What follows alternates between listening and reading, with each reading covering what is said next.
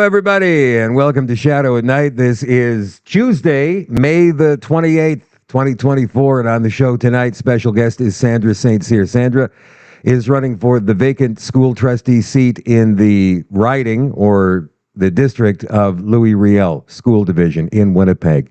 She is hoping to replace former trustee Francine Champagne, who resigned her seat after all kinds of pressure from other board members, not necessarily the public that voted her in. It's an incredibly horrible tale, and one of these days we'll have Francine come on and tell us about it. But tonight, you're going to meet an incredibly energetic and positive woman who has been in public education for, well, in this school district, I think since 1992. Of course, she can correct me if I'm wrong on that. Sandra Saint-Cyr is coming on in just a second, and in our conversation this afternoon, she said she has had overwhelming support from most of the people in that district, so I'm looking forward to hearing what she has to say. The Shadow at Night live stream, as always, is brought to you by Canada Nano Silver, CanadaNanoSilver.ca. The Immune Gummy. Simplify your daily immune support with convenient and delicious Nano Silver Immune Gummies. Each serving contains powerful triple-action Nano Silver, elderberry, vitamin C, zinc, and vitamin D3. This will supercharge your immune system. Safe and proven Nano Silver technology. It is silverceutical technology. Works alongside your body's immune system to help you stay healthy and strong for all that life throws at you. Also, these things are incredibly delicious, so if you have kids or grandkids running around the house, make sure you store them out of reach, even if the kids decide, I'm going to stand on a chair and get some of those gummy bears, because that's exactly what they taste like. They're very good for you, but they taste great too. It's kind of a win-win combination. The kids are going to want to eat them all at once, so keep them out of reach of the kids. The Nano Silver Immune Gummies, just one of the fantastic products available at CanadaNanoSilver.ca. If you're looking for a retail location, you can find it online on the Retail Locations tab you can see on your screen right now. If you'd like to become a retailer of these awesome products, get a hold of Kevin and Anna through the Contact tab at CanadaNanoSilver.ca. Again, that is CanadaNanoSilver.ca. Now, $2 from every product sold. Every product sold between now and June 21st will go to the Stronger Together Conference, which is coming up in Beausejour, Manitoba, June 21st, 22nd, and 23rd. That conference is being put on by Manitoba Stronger Together. Ken and Rosalie Drysdale have financed the entire thing on their own.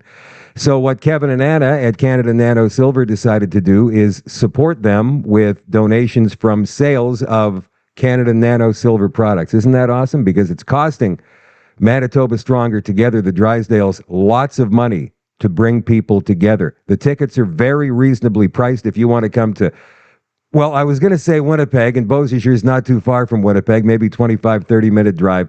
Go to Manitoba Stronger Together, all one word, ManitobaStrongerTogether.ca. Grab your tickets and we'll see you there. I'll be there. Many other great people are going to be there. It's going to be a fantastic weekend, and hopefully you will come out to Beausejour, Manitoba, June 21st, 22nd, and 23rd for a solutions-based conference. It's the Canada Stronger Together Conference next month in Beausejour. All right, let's go see who's here. Let's go say some hellos. Who is watching the show tonight? On Facebook, Bren is watching from Cambridge, Ontario. JJ is here watching in Waterton Park, Alberta. Hello, Christina. Big hello from Likely Lodge in Likely, British Columbia. First time in a while I've been able to watch live. Usually I'm watching alone. Well, welcome, Christina. Everybody say hello to Christina. She's here watching live tonight for the first time in a long time. Mimi is watching in Austinfeld. Leona is watching in Portage La Prairie. Bubbles Girl is watching on X from Red Deer. Hello, Karen, watching in South River. Betty Zoom is watching on YouTube tonight from Niagara. Cheryl is watching in Alberta, where it was warm today, apparently. And Yuri is watching from Winnipeg tonight. He says Louis Riel School Division, worst school division ever. If you're watching on Facebook or on X tonight, don't forget it's a like and a share. Let's get this out there to as many people as we possibly can. You guys, the more eyes on this, the more exposure we get, the better off we're going to be. That's the name of the game. Over on Rumble, Little Brown Jug is watching tonight. Hello, Nana Sue and Potion 13. Want a Keeper, Esky Dogs, Dame, Pam, Nuts, MPB 113. I love the Rumble handles. Mama Lee, COVID Warrior 77, Arnie 7 is watching tonight. Paulette Dubuque is watching in Winnipeg. Who's in Costa Rica? COVID Warrior 77 is watching from Costa Rica.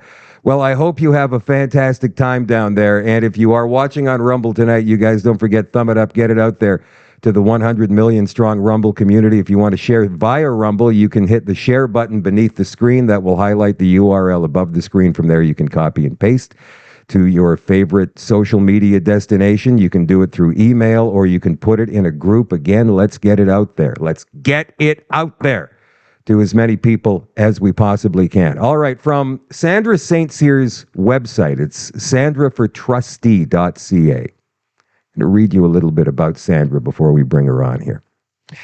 Sandra is a dedicated educator with a long-standing commitment to the Louis Riel St. Vital School Division, supporting students and families since 1992. Her teaching career, which began in northern Manitoba in 1985, has been marked by a diverse set of roles, including counselor, student services teacher, special education program teacher, classroom teacher. Dedicated to family, she's been married to Chris for 37 years, 4 adult kids now. Sandra's candidacy for school trustee is driven by her desire to serve as a voice for families of the Louis Riel School Division, Ward 1. As a parent, Sandra served a 3-year term as Parent Advisory Committee Chair and provided before and after school care and private tutoring in her home. She goes above and beyond. Dedicated to education, Sandra's dedication extends beyond the traditional school setting as she explores the broader educational landscape through her work with independent schools.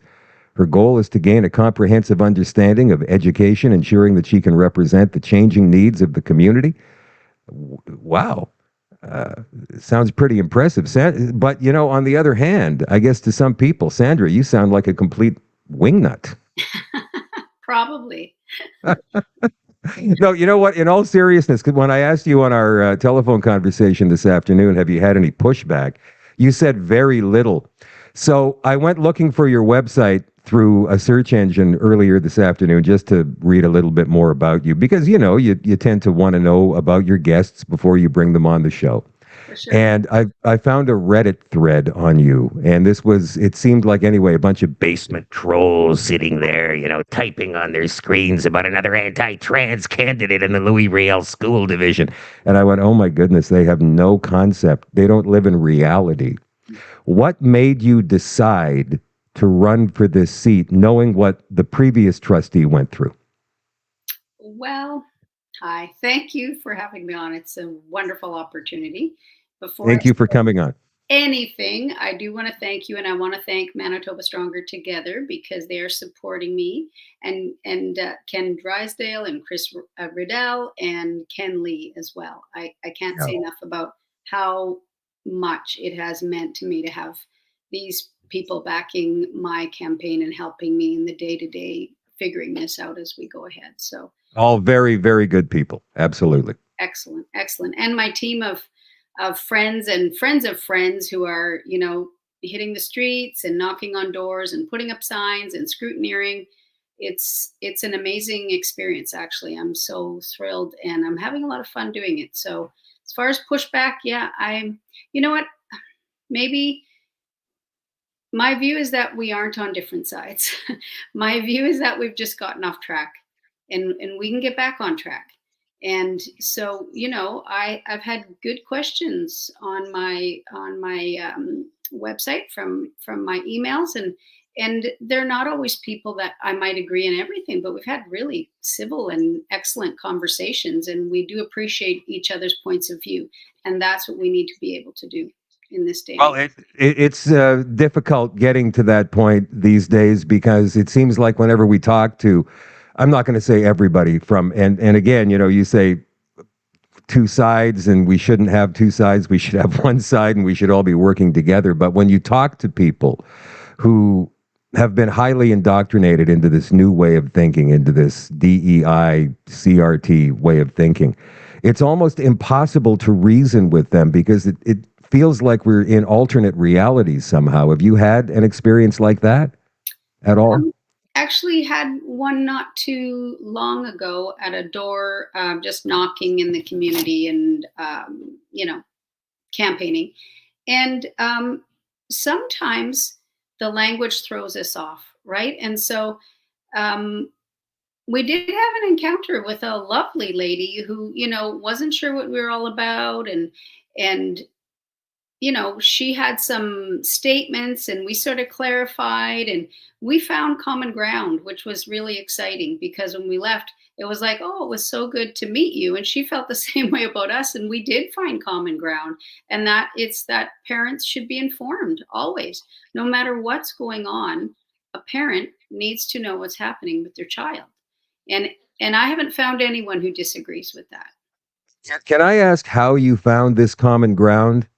Because usually, again, and this is only my experience, and I'm a bit of a lightning rod for these folks. I mean, people will drive by me and they'll give me the finger in their cars, right? I mean, it's I've had that happen lots in the last week, especially. But I mean, how would you be able to even start a conversation like that and then find that common ground? Because I think that's a very important thing. Well, I think what happens often is assumptions are made on either side of the coin, right? Is assumptions are made. And so when we listen, really listen to each other and listen more than we want to speak, and then ask questions to understand, then we can get above the surface rhetoric, and the thinking of the day, the propaganda, we can get past it. And that was a good example. And actually, it ended up being a very positive thing. And I was thinking, oh, maybe I'll just cut this short and walk away. But no, it was a good thing to stay and hear. And like I said, we found common ground. So that's a sort of a little snapshot of what's possible when we listen. We don't make assumptions. We don't associate people with groups, but we listen to the individual right in front of us. And that's what we need to stop putting people in lumps of groups and think we know what's going on in their hearts and in their heads. We need to hear each other as individuals. So this woman, and we're not naming names here or anything like that. That's This inappropriate. is one But of the many, many amazing conversations I've had at Doorways. I did not know how much fun this was. I just may keep doing it. no, I want to go back to this conversation that you were having when you first realized what you were up against. What did she hit you with? Things coming from the States. That was how she said it. Trump things, fascists, all this. I don't know. I don't know where it came from, right? We don't know. And that can be a fearful thing to think, oh, this is coming from somewhere and they want to make a bunch of rules. And it's an assumption. And I could have made assumptions about her as well. But, to stop ourselves from grouping each other, we just really need to listen. We just need to look at the person and hear what's going on. You are a Christian. You're a follower of Jesus Christ. I believe you and your family go to Springs Church. I Yes, haven't seen you there yet, but I'll I definitely saw look you. for you. I saw you on your baptism night. Oh, did you? That's awesome. Thank you. um, that's really cool. Mhm. So when people find that out about you, and people have been finding that out about me, it's not like I'm shy to say it. I'm not, but they tend to look at you, especially people from that other side, as well. You're just a Bible banger, Christian cult member. Because they equate spring somehow with cult. Have you found a lot of Christian bashing? You know what? I mean, it's out there for sure. Personally, in my life, I'm not aware, because nobody's saying that to your face generally. They're saying it Mm. somewhere else. I don't know where. Yeah. I don't really have social media. I I don't know. I just like to keep the main thing, and I will always share my faith. And you can't separate it from who you are. There is no category that it belongs in. It's through everything we do. And if you look back in the history of Canada and history of the world, you'll see that so much progress, hospitals, schools, all kinds of valuable institutions at the time was started by people of faith. And so we can't make assumptions about that either. You know, whether you say you have faith or don't have faith, believe Jesus or don't follow Jesus or don't, our lives will show the fruit of the extent to which we really appropriate, what the Word of God says. And so when we take it and we live it, it doesn't matter so much what anyone thinks, because there's just such great joy and peace. And so we just go forward and let our lives speak for itself. Sandra Saint-Cyr, guys, in case you're just joining the show right now, is running for school trustee, the vacant seat in Louis Riel School Division, the one that was vacated by Francine Champagne not so long ago. She was driven out.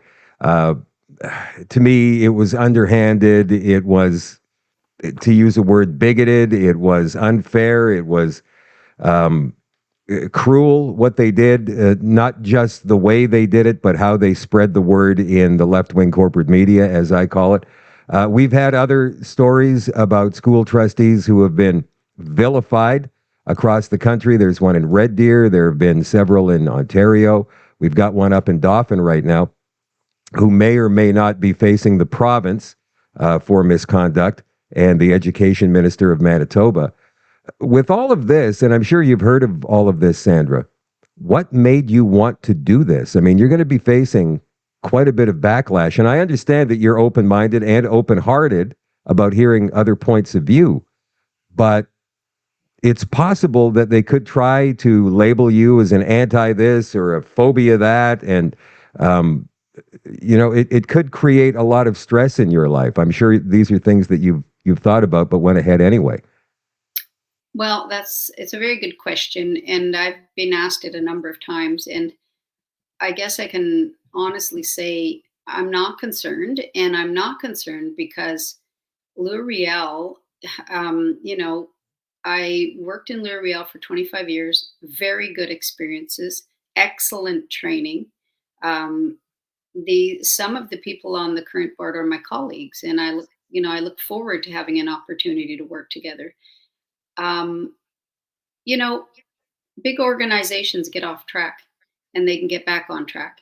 And I don't know what that will look like. And I'm not pretending I have answers for things, but I am saying that I can bring a voice to the table that's looking for solutions. And it's not me that I represent.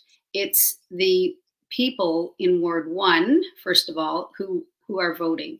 And I put a great deal of faith in families and parents.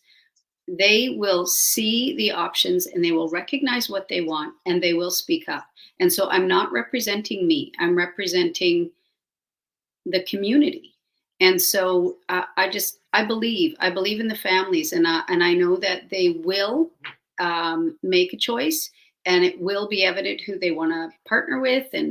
And I really intend to create sort of like a parent council that I can be in regular communication with, whether that's Zoom meetings or face-to-face or surveys. But I don't want to go in there speaking for me. I want to go in speaking for the public, because public school is a little there's a disconnect in that planning and what's being delivered from what the public may want. And so we need to find unity in that, and we need to respect the parents' wishes. We need to respect the parents are the people who give consent, not the children. And I believe we can get there. So let me ask you, you've been out canvassing, campaigning, speaking to people, as you pointed out. What is the majority saying to you? They want parental rights, but are people scared that if they speak out, they're going to be attacked? I mean, what is the mood in the community? Well, it's been extremely agreeable. Like I say, completely enjoyable. I've just met people of all ages, grandparents, parents, people with no children in the system, people who, are kind of out of it. But it's been wonderful to have conversations and just let them know that their voices make a difference, that we do need transparency, and that there isn't anyone that doesn't believe parents should know what's going on with their children. And we have all of the systems in place. in that very, very rare situation where a child is in distress, be it, neglect or abuse or something at home, we have all of those systems in place and they work. We have excellent resources and excellent clinicians to help. So there's no reason for us to in any kind of large scale way keep any information from parents. And it doesn't matter what the topic is. It doesn't matter. It's not the topic itself. It's that the school and the parent, we need to work together. And so I haven't met anyone. Sandra, let me ask you. I mean, if the community, and I would take a sample from the community that you're running in and just transfer it to any community in the city or the country for that matter, because we have viewers watching from all across the country and even out of the country.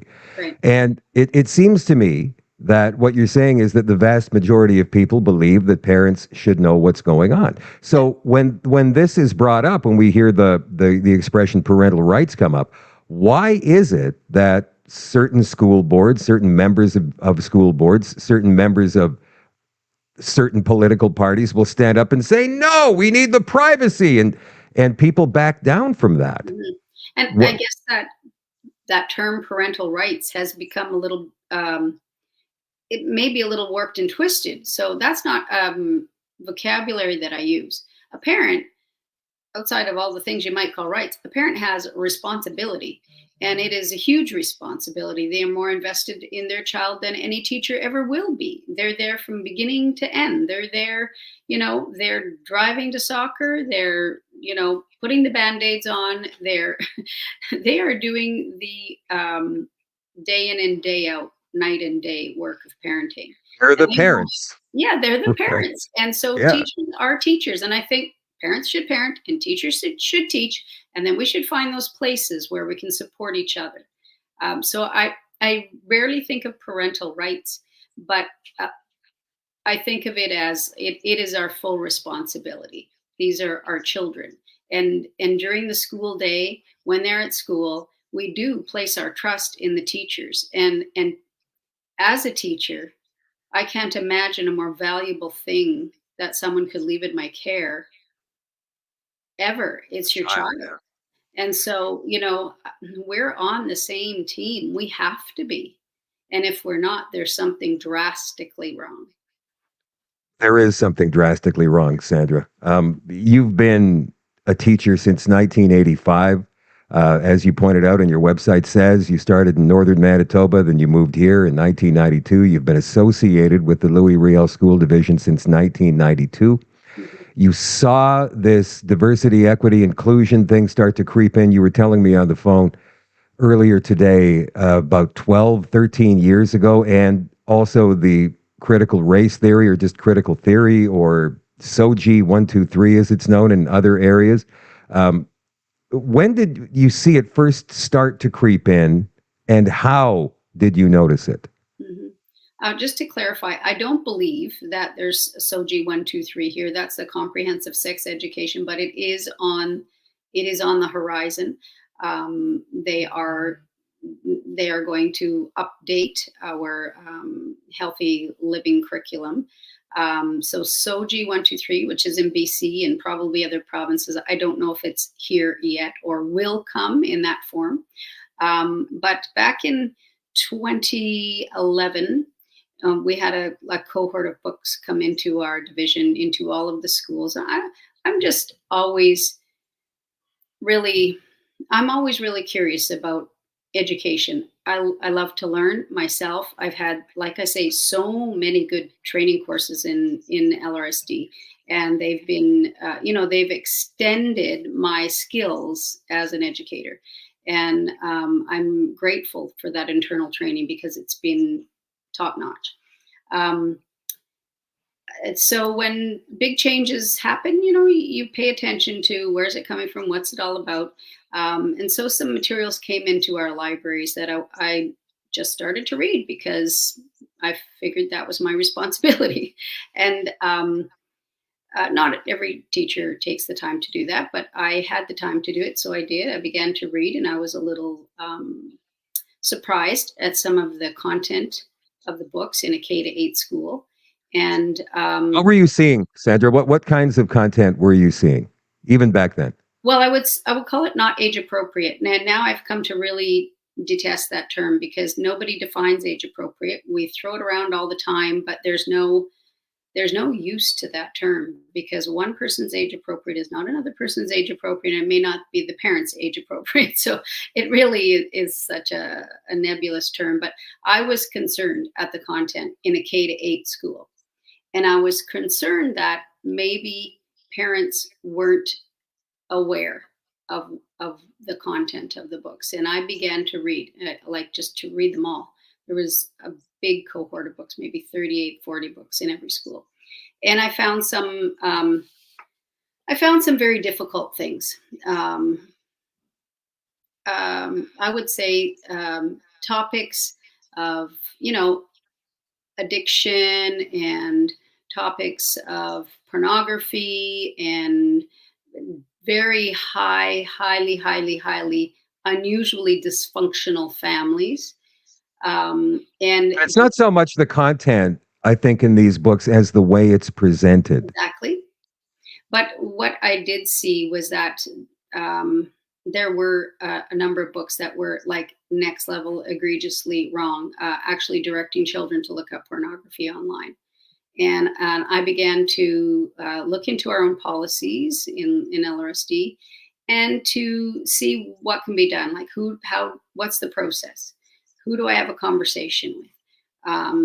I did want to be on the committee that was struck to choose to select these new books or to preview them, but I wasn't selected for that, which is fine. I could, read them on my own.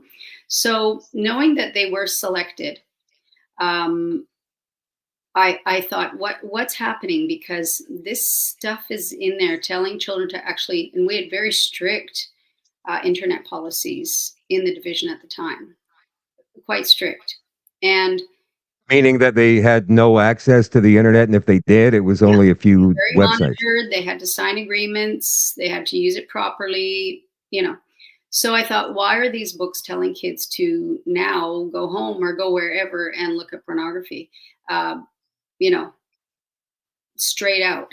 I was amazed that this could possibly be in there. And I thought, well, either the committee never read them thoroughly, and so it's a very serious oversight, or maybe they know it's there and then it's even worse. So there wasn't any good side to it that I could find. So I began to write adjudications. At the time, a teacher, anyone in the community can write an adjudication against a material to question it. It goes to an informal process and then it goes to a formal process. And we went through the processes, and eventually the 3 of the books that I wrote adjudications for were completely removed from the entire division, all the libraries. So that was a relief. 3 of 40? 3. And then, I was writing adjudications. There were some other complications in there. And then a few more were moved up from the K-8 level into the high school. So I picked what I thought were the most obvious that I would have success with, that didn't line up with our curriculum, that actually went against what we were teaching about healthy, safe lifestyles. So those were the kinds of evidences that I used. Here's what's happening. There's no resolution, and it's completely against the curriculum that we teach. Not only that, it's pointing children towards pornography. So on those in those adjudications, I was successful, and that was great. A number of years later, when one of my own children was in high school, there was a very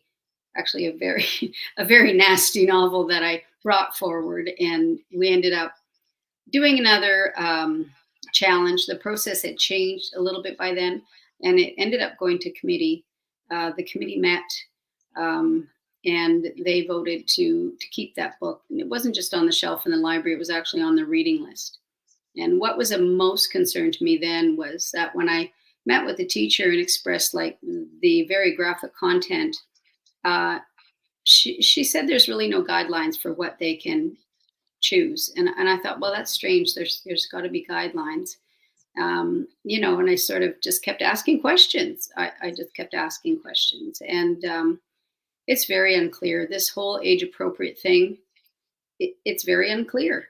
And Sandra, let me ask you a question. I mean, I understand that, again, if you guys are just joining late here, this is Sandra Saint-Cyr. Thank you, Sandra, for coming on tonight. She's running for trustee in Winnipeg's Louis Riel School Division, District 1.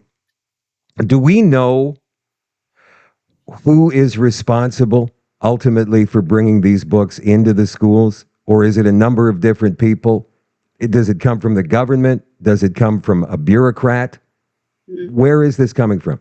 Yeah, well, I can't pretend to know the direct pathway and the answers to all that, but it's coming in through our libraries. It's not in the curriculum.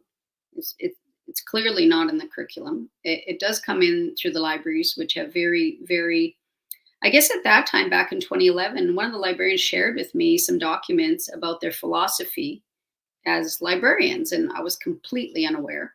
And it basically was that we are, as adults, not to be the keepers of the knowledge, that children should have access to everything. And that if we don't give them access to everything, we are somehow censoring.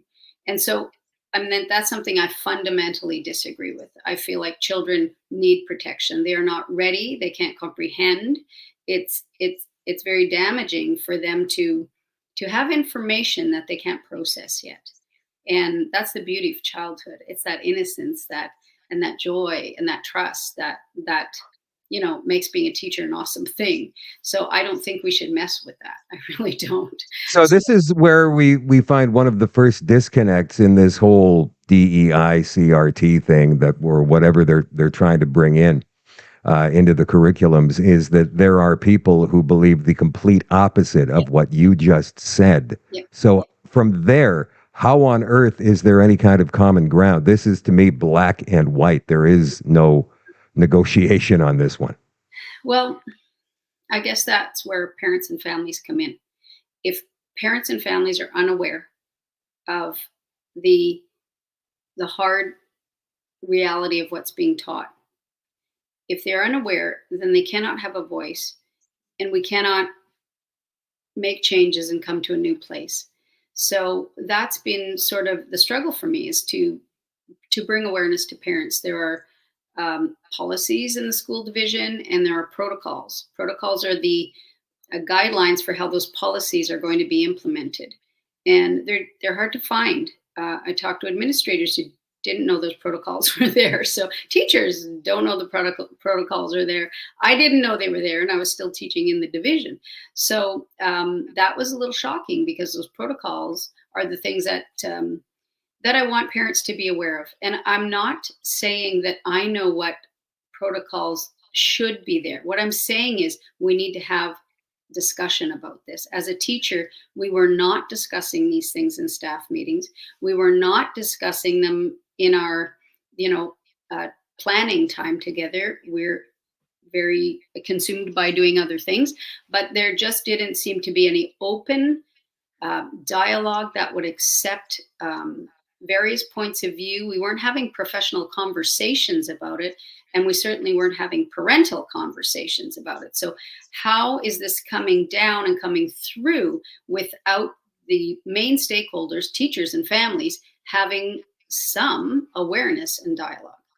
So we are seeing too, though, that there are certain people within the school system that are actively campaigning against parents knowing what's going on with their kids in schools. So where do we start with people like that? Well, I just don't understand that. If it weren't for the parents, we wouldn't be doing what. If it weren't for the families, I don't know. I have been told that, when we had the Education Commission, the review many years ago, when the division and the city were having forums about various topics, so that people could make their thoughts known about reforming our education system. And I met a number of teachers there, attended them because I was interested. And I met teachers, parents, all kinds of people there. And some teachers thought, some teachers were very angry with me, because they said, like, how do you expect, it would be nice in the real world if you could, collaborate with parents, but that was the main part of my job. So I don't know how you're a teacher without collaborating with parents and trusting them because they've I mean, trusted there's me with PTA associations, there's parent teacher nights all the time. I mean, it was something that my parents personally, even all those years ago, looked forward to.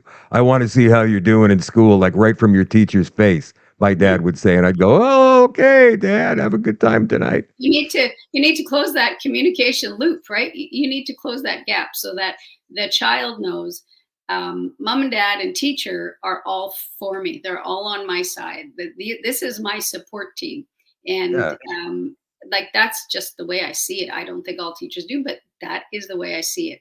And so they've given me their child. I'm going to give them, the trust that they deserve, that they've shown to me. I don't know. I can't speak for other teachers who don't enjoy that part of the job. I don't understand it. And so, you know, the thing is with children, um, the parents are vulnerable and so are the children. The parents have, for generations, like you say, trusted school. It's been a trusted place, a trusted institution. We have collaborated. Now I just believe that we're off track in a way that the transparency isn't there. Um, and we've gotten off into teaching so many different things, DEI being one of them. There's so many different social pushes that I can't imagine how a teacher, we never can get through the whole curriculum. It is so huge.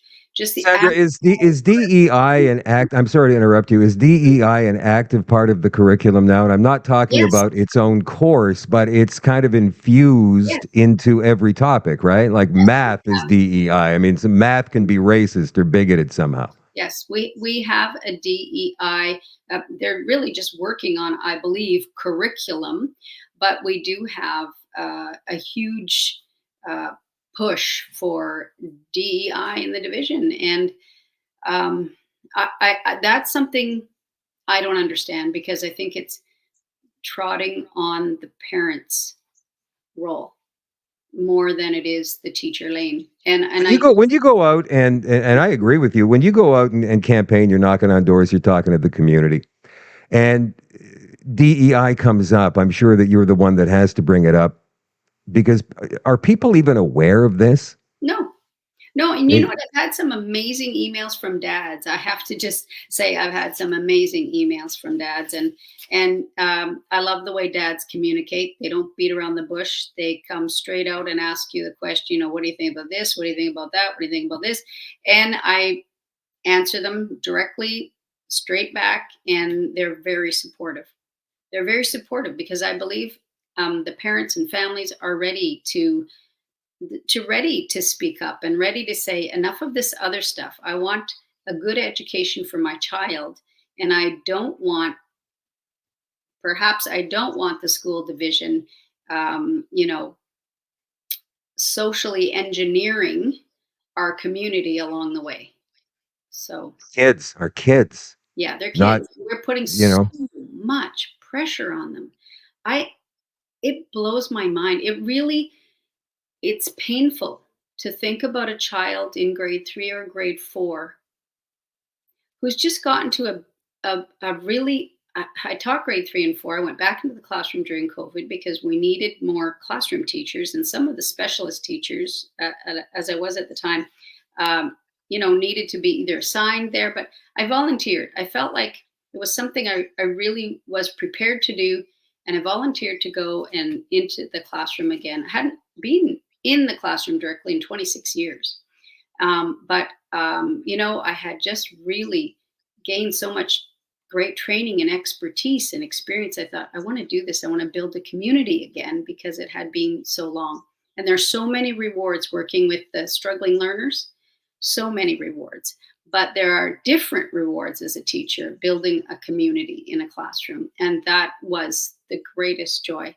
I didn't know it would be my last year of teaching in LRSD at the time, but I'm so glad because it was the best year ever. But during that year, some books came into my classroom on the library cart. Our library was being used as a classroom, so the kids couldn't visit the library. It came to us. And I noticed some materials on there that were that were, I think, difficult for young kids, grade 3 and 4. They're very young. They've just gotten to that stage where they're a little bit more independent. They've gained some mastery, some skills, both socially and physically and academically, in all those domains. And they love school. Generally, they trust their teacher, love their teacher. Like, it's a sweet spot in life. And I was concerned that the books that were coming in on the cart, no one was having a conversation with the child. Essentially, that student could read the book while sitting in the class. I wasn't teaching that content. It wasn't anywhere in the curriculum.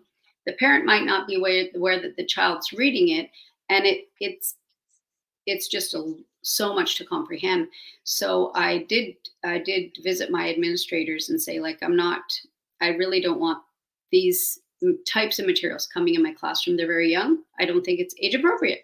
Well, and it turned out I just didn't have a vote in the matter. So I was advised to just, shut your mouth and smile. Did you have other teachers who agreed with you but were too afraid to speak up and go through the processes? That's happening. I believe that's a secret of secrets, is that, there's a lot of teachers who just want to shut the door and pretend it's not there. I feel so much for the teachers. Like, we've lost our voice too. The parents have lost their voice. We've lost their voice. I mean, we really have, and people are afraid, and they don't want to lose their jobs. What are they like? You see, this is the thing, though. I mean, like, if we all stand up, Sandra, again, I'm sorry to interrupt you. If they all stand up and say, no, we're not doing this, it's ridiculous. I mean, clearly, you've been out there campaigning. You've been knocking on doors. You know what the majority really says. I had Billboard Chris on the show a few months ago. He says, I stand on street corners in London, England. I stand on street corners in Madrid. I stand on street corners in Seattle. And the majority, 99% of the people all say, once they find out about it, everything that you and I have been talking about, well, that's just effed, they say. But what happens is sometimes people don't want to find out about it. And this is the difficult thing. What I found when I was writing those adjudications back in 2011, and I mean, it was a rough situation. I'm not going to go into it, but it was a rough situation. And I was basically told, stop it. But I didn't, because I was following policy, and it meant something to me, and it meant something to these children and families. And so when I would tell the other teachers about it, they just really didn't believe me. As sweet as they were, I mean, colleagues that, I work closely with every day, but they don't want to get involved in that. They want to do their jobs. And I get it. Aren't they under pressure to show the kids in their classes that same stuff that you were? I think you can avoid it a great deal. Well, yeah, their kids would be signing it out for sure.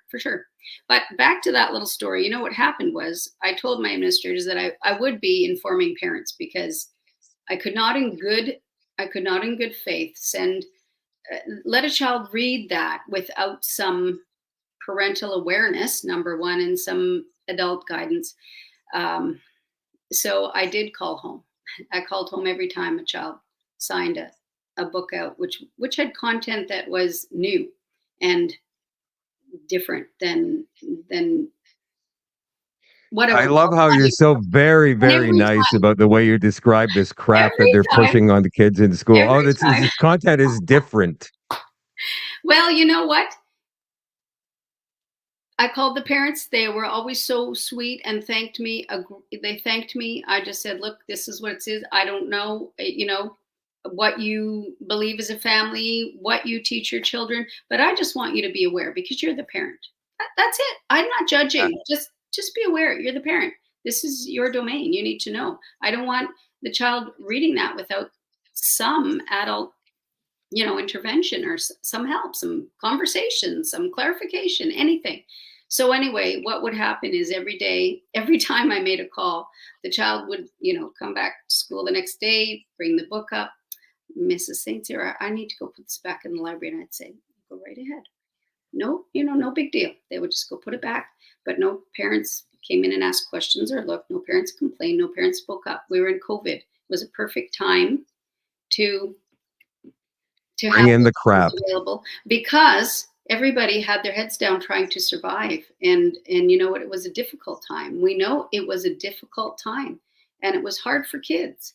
And, my job at that time with my beautiful, beautiful class who named themselves the Bubble Squad, my job was to just have an awesome, fun time learning and to love each other in a community that would understand that we're all imperfect and we're all doing the best we can and we're going to support each other and go forward. Have you So, ever had a parent come in, Sandra, incensed that his or her 9-year-old son is now insisting that he is a she and wants to wear dresses and go to Girl Scouts? And I mean, has that happened? Have you never, seen that? never. It's not happened yet. No, it's never happened to me. But I know that there are other teachers who have lost their jobs now. I've read so many things. I have to think about where this took place. I believe it was in the States. But a teacher lost her job because she spoke up prior to it ever happening and just said, I won't be affirming. I'm not able to do that. I'm not qualified to do that. It's I won't be. And she lost her job. It never did happen, but they fired her anyway because she wasn't willing to affirm gender change in a child. And Well, to me, that's all that is enabling psychosis, really. I mean, it's well, like giving a drug addict drugs like the government is doing in well, British the Columbia. thing about it is we are teachers. We are not psychologists. We are not social workers. We have these experts available in our school. When I found that document that was released, I actually have it right here. It was released in 2017 called Supporting Transgender and Gender Diverse Students in Manitoba. When I saw in there that teachers only have one option, and that is to affirm a child when it's the child's leading, I knew something was very wrong because I've worked as a resource teacher for many, many years, and we always have a team approach, and we never have a blanket solution for anything. It's very detailed. The family is involved, the specialists are involved, there's so much assessment and planning, treatment, and of course, teachers don't give that kind of psychological treatment. We have great systems in place, but all of the systems disappear for this. All of the experts, I don't understand it. So I don't feel like It's an agenda, Sandra. It's a total agenda, and that's why all of the systems disappear for this because they're trying to sneak it in. It's obviously on purpose. We know what they're trying to do. Mm-hmm. But teachers should Right? be saying, wait a minute. You're telling me I have to do this and I can't take that responsibility. We have we have a very clear purpose as educators, and that's not it. So the teachers are keeping their heads down, as you point out, I don't think and many are aware. I didn't know these documents existed. We hadn't studied them as a staff. We hadn't had training. I believe they're there and they're going to be followed up on, and perhaps they are now, and maybe DEI is that follow up. But I know many teachers were not aware of that document at the time. how much door knocking do you have left to do before I'm going the to big be out day? every night. I'm thoroughly enjoying it. I will be out every night that it's not pouring rain and until the vote. And I have some seniors residences that has been so good. I have a few more that I'm going to visit and chat. And I met Well, there's a reason they don't do drag queen story hour at old folks' homes because they know they'll be tossed out on their asses. Well, I met an elderly teacher in there, and she reminisced, and it was a very sweet time. And yeah, so, but you know what? I feel no pressure. Because, I'm saying what I'm saying. I'm saying that parents need to be informed. Parents need to give consent. We need to let the child be a child, and we need to work together. Now, that is not anything revolutionary. It's nothing shocking. All I'm It's pretty saying is, common sense to yes, me. I we mean, have to be able to talk. We have to be able to talk, and every child is unique. Every individual challenge is unique. Whenever we had a child with a challenge of any way, whether it was a behavioral challenge or a learning challenge, it was like a beautiful team would come around to say, look, what have we tried? What's working? What's not working? What should we do next? Who else can we call on as a resource? That's a great system. And that's a system that works for the parent as well. Sandra, So, I wish you the best of luck in all of this. I certainly hope that you're able to make headway with some of these people and actually sit down and have these difficult conversations, because we need to start someplace. And we I know can't that be afraid. We can't be afraid. no, Can't. and there's so many people who are afraid, fearful of their jobs, of their position in society, let's say, so they don't speak up. They don't say anything, even as this silent minority, and maybe some not so silent. I mean, Pride Month is coming up, so we'll see what happens there as they continue to take over our school systems and our governments and our politics at every level. And we have to start standing up and fighting back. I mean, I have go to ahead. say, I'm not an us and they kind of a perspective person. It's a we thing, and we need to solve the issue together. And parents are the biggest part of the we. So that's sort of the way I see it. I'm not in a. I don't want to create division. I want to create unity. Well, you know And it what? starts I with the hope you family. I hope you win this. I really hope you get that seat. And then a couple of months after you get that seat, I want to have you back on to see how it's going. Okay, it's a deal. I mean, if we haven't read about you in the newspaper as being an anti-trans bigot, I'm not an you, anti anything. I know you're not, but they're not gonna believe that. I mean, they're watching this show right now. You can bet they're watching this show right now, and they're trying to find things that you said tonight that they can use against you in You know some what? committee I meeting. love families and I love kids, and I don't put them in categories. I can't. They won't be using that. I know. That's okay. That's okay. I am praying. I'm praying for all the trustees that are there now. I'm praying for all of the other individuals who are campaigning. You know, people are going to speak. The democratic process is happening, and then we'll go forward. I don't feel any pressure to win or whatever. The parents are going to speak, and I'm excited that it could be me. Sandra, thank you for coming on tonight. Best of luck, and we'll talk to you again. Thank you so much for having me on. It's been a pleasure. All right. There is Sandra Saint-Cyr. She is running for school trustee in the vacant seat left by Francine Champagne in the Louis Riel School Division District 1 in Winnipeg. All right. We are going to go to the extension on shadowdavis.com in about 10 minutes. On Thursday night, I'm hoping to get private investigator, former police officer Donald Best to come on the show. He has been diligently covering the hearing / trial / tribunal, whatever you want to call it, of Detective Helen Grus, who is resumed the hearings this week in Ottawa.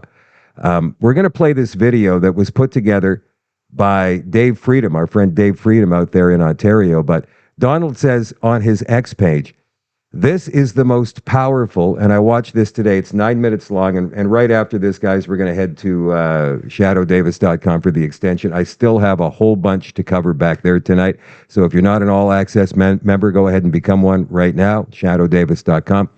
Donald says, this is the most powerful, accurate short video to date about Ottawa Police Detective Helen Grus, who was testifying in her own defense, and well, she testified yesterday, but that was cut short. That was cut short. There was a couple of problems that the prosecution had, and they had to leave. So it resumed today. Anyway, Dave Freedom has done a masterful job, and that's his real name, by the way. Dave Freedom has done a masterful job capturing the main factors in the case in only 9 minutes. Well worth your time. The disciplinary hearing against Detective Grus continues until the end of this week. So here is the video now. I've watched this a couple of times already today. All the details are in this. So if you're unfamiliar with this case or you can't remember, please take the time. Let's watch this together for the next 9 minutes and 8 seconds. Detective Helen Grus of the Ottawa Police will be telling her story to the world for the first time at a police disciplinary tribunal that's been plagued with bias, corruption, perjury, witness intimidation, and abuse of process. Helen faces the bogus charge of discreditable conduct for simply doing her job as an Ottawa police detective. In January 2022, Detective Grus initiated an investigation into a possible connection between 9 sudden infant deaths and their mother's vaccination status.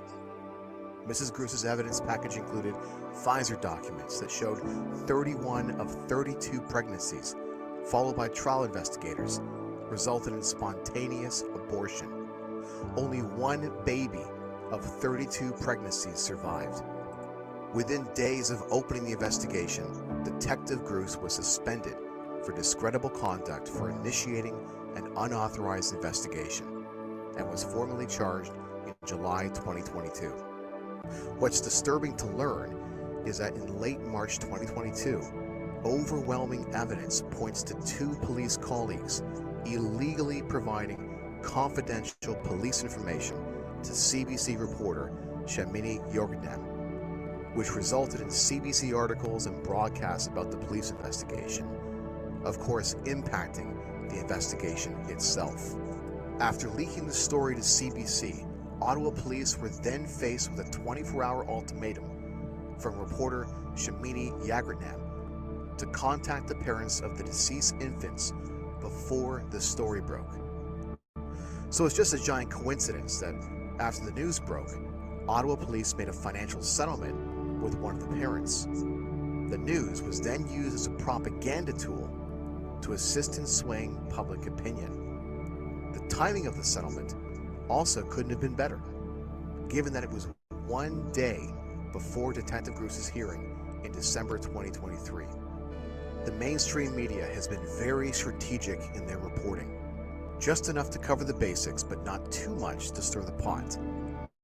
Of course, things you'll never see the mainstream media report on is the fact that the one and only parent of the 9 deceased infants Detective Grus contacted during her investigation very much appreciated her phone call, or that the grandfather of another deceased infant only had positive things to say about Detective Grus at the tribunal. Members of the Ottawa police at one point got so desperate for a smidge of wrongdoing that they initiated a wiretap, listening in on Detective Grus and her family. For those who don't know, under the criminal code, there are 2 ways for a wiretap to be granted. One way is somewhat tedious, where grounds are established, affidavits are signed, etc., while the other way is via an emergency provision under Section 184.4 of the Criminal Code, meant for abduction, murder, terrorism, or hostage situations where actual lives are at stake. So, as you can all guess, after 36 hours of listening to Detective Grus, they came back with absolutely nothing. The decision maker at Detective Grus's tribunal is adjudicator Chris Renwick, retired superintendent of Ottawa Police, who, by the way, has 0 legal training. The prosecutor is Miss Vanessa Stewart. There are so many things unjust about the current proceedings that it would take hours to cover it all. But for those watching, here are some quick examples that indicate the fix is in. Just as Detective Grus was to testify in her own defense, her counsel, Blair Ector, announced to the tribunal that his client had received a threatening email earlier in the day. He said, and I quote, "It's come to my attention today that Inspector Hugh O'Toole sent an email to my client stating that she cannot rely on any Ottawa Police Service documents. That is witness tampering. That is intimidation. That is obstruction. This tribunal should be outraged. I am outraged," Ector said. Other things of concern is that adjudicator Chris Renwick ruled that defense has to give all their questions for witnesses in advance. Right. Mr. Renwick also ruled that Detective Grus could not review her own handwritten notes from January 30th, 2022. the very day upon which it is alleged she engaged in misconduct by calling one of the parents. Although the prosecutor was thrown a curveball when Detective Grus's own sergeant admitted on the stand that she had every right to look into the file. I'm sure the prosecutor would love to redo that day. As far as testimonies go, all 5 defense expert witnesses were denied by adjudicator Chris Wenwick. They include Dr. Eric Payne, pediatric neurology, Dr. James Thorpe, obstetrics and gynecology, Dr. Gregory Chan, family medicine, Ottawa Police Staff Peter Landluck, and lawyer Sean Buckley.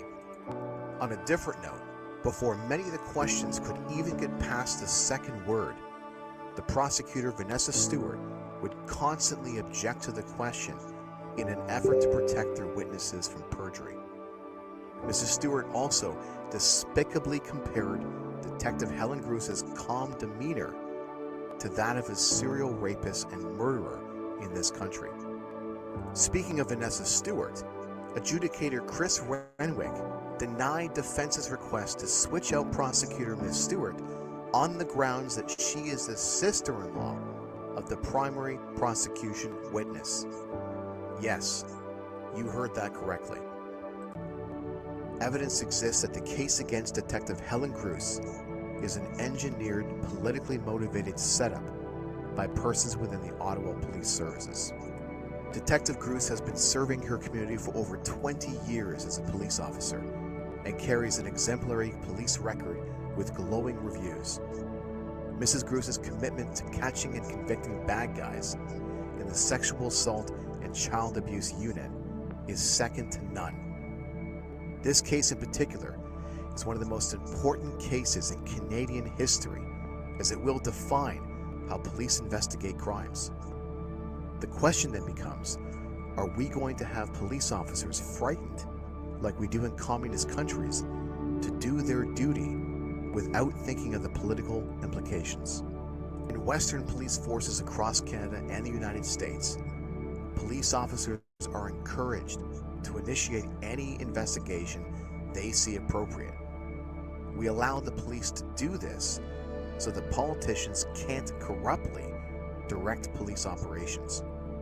Autonomy is granted in order to prevent the police from being used politically. If you're able, please come and show your support for Helen Grus at 211 Huntmar Drive, Canada, Ontario, from May 27th to the 31st, starting at 9:30 a.m. Detective Grus is a hero who is standing up for all police officers and citizens alike.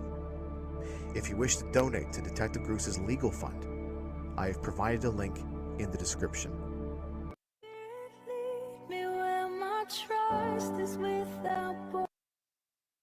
Okay, so I just heard from retired, who, by the way, is going to be at the Canada Stronger Together conference in Beausejour, Manitoba, June 21st, 22nd, 23rd. He was involved in a very pivotal court case against the federal government as well, regarding the Emergencies Act. I'm sure you'll remember that one. Anyway, Vincent tells me, because he has been tweeting from the trial, tribunal, hearings, whatever you want to call them. And Vincent says, some vital evidence was introduced this morning that sounds like victory. Helen accessing the database was related to a meeting she was having with the chief. They never connected the dots. They have no case against her. It appears this is a witch hunt gone bad, and it shows. Now comes the embarrassing part. They shot themselves in the foot with this one. We'll try and get Vince Gertzes on the show Thursday night, and we'll also try to get former police officer, now private investigator Donald Best to come on. He himself has been live tweeting and covering this trial of Helen Grus this week, and he's been covering it for the last year.